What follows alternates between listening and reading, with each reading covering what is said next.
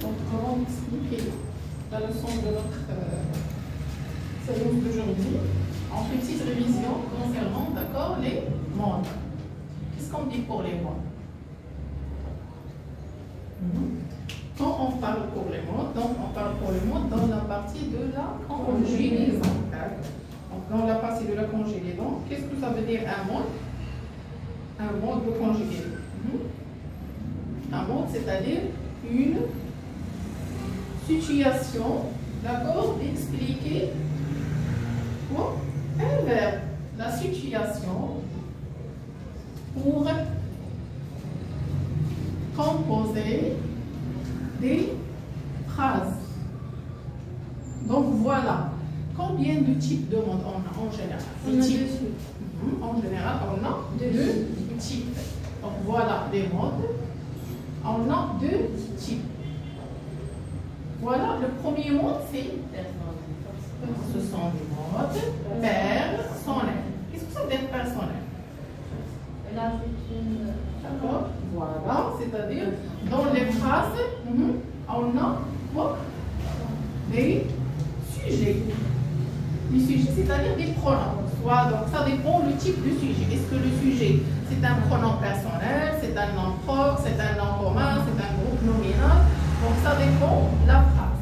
Le deuxième type, d'accord, pour les modes, ce sont les modes impersonnels.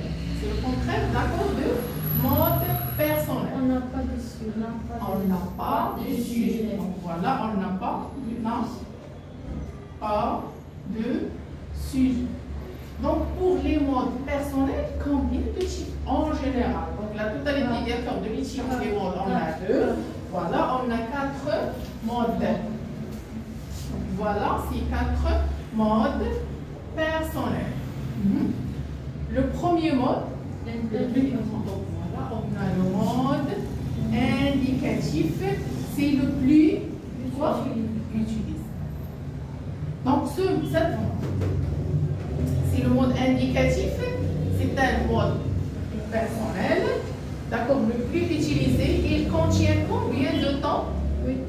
Et là, d'accord, contient 8 temps. 4 simples et 4 voilà. 4 temps simples et 4 temps composés. Pour les 4 temps simples, on a le présent, plus le futur simple, c'est pas le futur simple, plus, d'accord, le passé simple, plus l'imparfait. Et pour les temps composés, chaque temps simple, elle a un temps composé.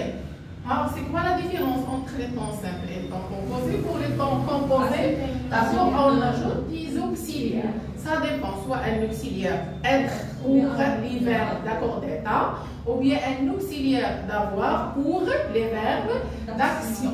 Donc voilà, pour les 4, le présent, et là, le passé composé. Donc c'est le temps composé. D'accord, pour le présent, c'est le passé composé. Plus le futur simple, on a le futur antérieur. Pour le passé simple, on a le passé antérieur. Et l'imparfait, on a le plus que parfait. Donc voilà 4 temps simples et 4 temps composés. Qu'est-ce qu'on dit, petite définition comme les mots? Donc le mot, c'est la situation, d'accord, de composer un verbe dans une phrase. Et voilà, pour le mode indicatif.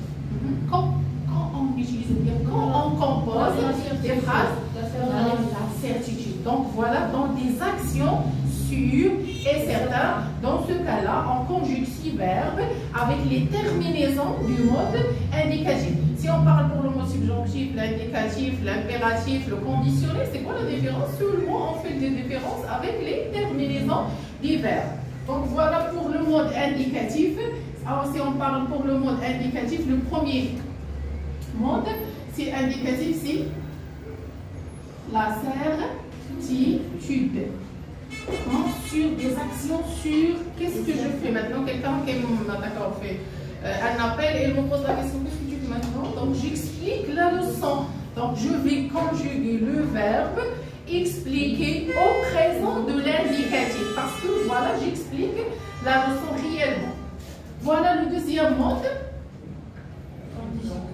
C'est le mode conditionnel. Donc Donc, qu'est-ce qu'on dit pour le mode conditionnel? Hein? C'est un mode de doute. Une fois, d'accord, on trouve des situations de souhait. Et voilà aussi, on ajoute l'article de la condition si. C'est ce qu'on a dit, je voulais faire avec charte liée ici. Ou bien, d'accord, on a le doute dans le sens de la phrase. Dans ce cas-là, on parle pour le mode, d'accord, conditionnel. Ou bien, plus article de condition si. Et voilà. Combien de temps dans le mode conditionnel? De temps passé ou de temps. On a, d'accord, le temps présent. Et voilà le passé composé de présent. Il y a seulement deux temps. Le troisième mode, donc on fait une petite révision pour rappel, parce qu'il a une liaison avec notre leçon d'aujourd'hui. Voilà le troisième mode, c'est le subjonctif. Le mode subjonctif. Qu'est-ce qu'on dit pour le subjonctif comme définition? Donc c'est un mode de souhait aussi. Des fois, on trouve d'accord le doute. Des fois, on trouve. Donc ça dépend des terminaisons et la situation des phrases.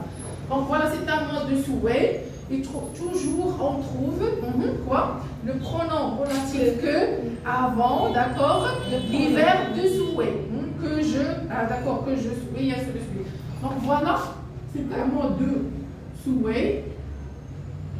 Et combien de temps dans le mode subjonctif? Aussi, on a le temps, on a le présent, le sang. D'accord, passé, c'est le passé composé hier. Et le quatrième mode, c'est on a le mode impératif. Donc le mode impératif, comme petite définition, c'est un mode des ordres et des conseils. Hein? D'accord? Voilà, l'interdiction aussi. Donc voilà, il contient aussi combien de temps? D'où temps, c'est le présent, plus, donc son passé composé. Donc voilà la totalité des mots. On a la conjugaison pour. On n'a pas de pronom. Et aussi, on a une exception. Comme le subjonctif, on ajoute le pronom relatif avant le sujet. Dans le mode impératif, on conjugue seulement dans 3 pronoms personnels, tu, nous, vous, et on ne l'ajoute pas dans, d'accord, l'écriture, la rédaction des phrases. Des phrases, mais voilà, ça dépend le sens. Il a seulement contient seulement le sens. On passe maintenant pour les modes impersonnels. Qu'est-ce qu'on dit pour les modes impersonnels? Il n'a pas voilà, un sujet. C'est quoi ces modes impersonnels? On a combien? Deux. Voilà. Voilà, le mode infinitif. Quand on parle pour le mode infinitif, c'est-à-dire un mode dont le verbe qui n'a pas encore conjugué. Les verbes sont conjugués. Et le deuxième mode, d'accord? Avant de parler pour le gérondif, on a d'autres modes impersonnels. C'est le mode participe très bien. Donc c'est le gérondif. En général, c'est le participe présent parce qu'on a deux types de participes.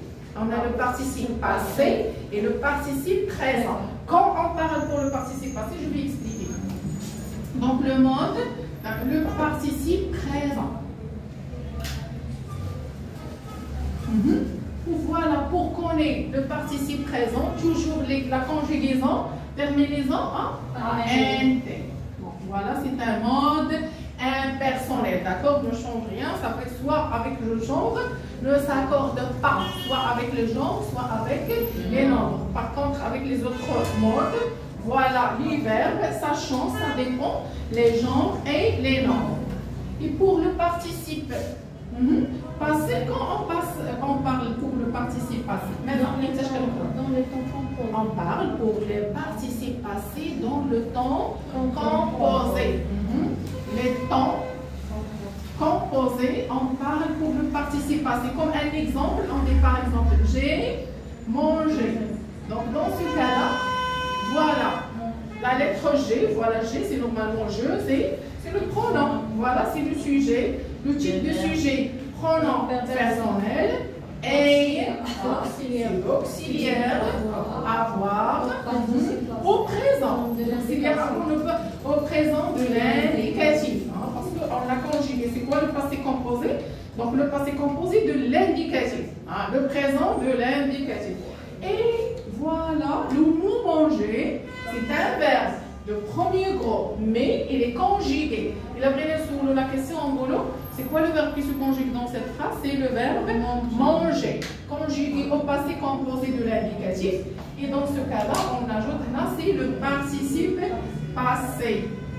Hein? Ne s'accorde pas avec l'auxiliaire avoir. Le participe passé ne s'accorde pas avec l'auxiliaire avoir. Seulement, on a un cas exceptionnel. C'est le, voilà, comment dire, le complément avant le sujet. Dans ce cas-là, il s'accorde. Vous avez compris? Donc ça, c'est une petite révision concernant les modes en général pour les modes personnels et les modes impersonnels pour bien expliquer notre leçon d'aujourd'hui.